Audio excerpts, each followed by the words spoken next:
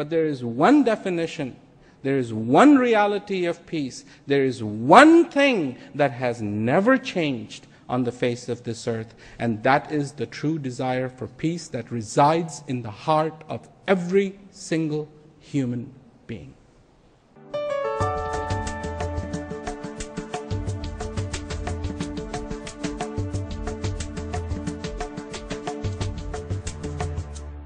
Prem Rawat, widely known by the honorary title Miraji, has dedicated his life to spreading a simple message: that each person has a source of peace and fulfillment inside themselves.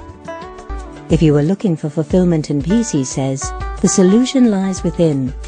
If that is what you want, I can help.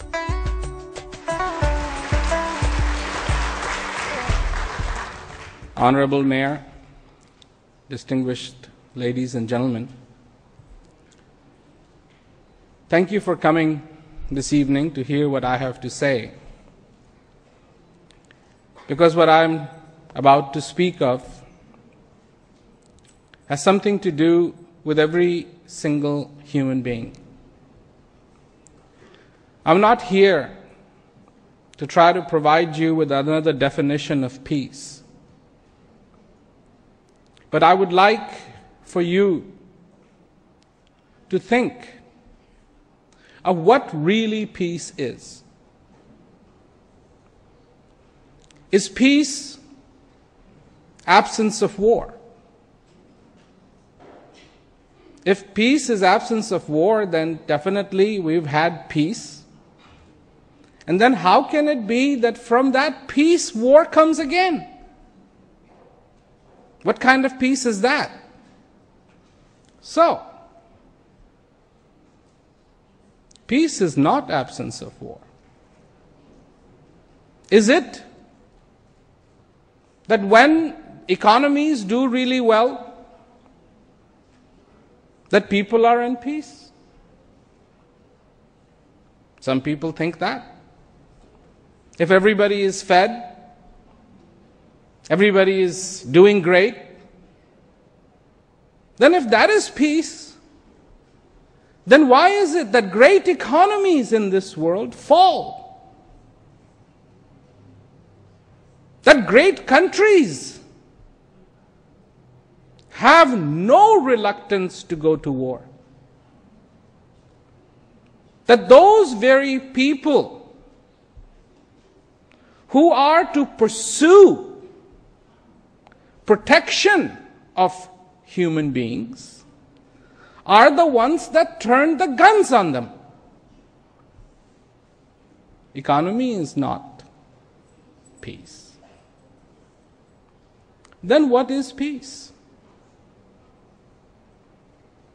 There are 6.7 billion people on the face of this earth.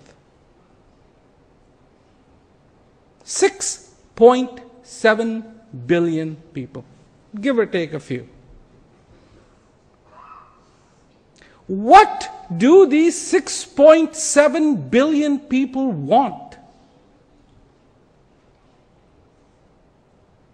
People come up with ideas of what people need. There are advertising companies that put up big advertisements. This is what you need. There are magazines for fashion. This is what you need. There are magazines for food. This is what you need. There's magazines for houses. This is what you need. But what do the 6.7 billion people wish every day, consciously or unconsciously, in their dream or whilst they're awake? That there be peace in their lives. So, all the definitions of peace? No. But one singular reality common to every single human being on the face of this earth. The peace that you search for, the peace that you look for, is not separated from you. Because if we look for the peace that is defined by our minds, then that peace and its definition will change. As generations change, as cultures change, as people change, as outlooks change, as the fashions change, and then those definitions change right along with it. But there is one definition, there is one reality of peace, there is one thing that has never changed on the face of this earth, and that is the true desire for peace that resides in the heart of every single human being. Who are we? Who are we? You know more about your neighbor, you know more about your friend than you know about yourself. Who are you? Where did you come from? Why are you here? You see, long time ago, long time ago, some person must have stood on top of a hill, on top of a mountain, looked up, see the stars, see the heavens, see the moon, and must have asked this question: who am I? What am I? Why am I here?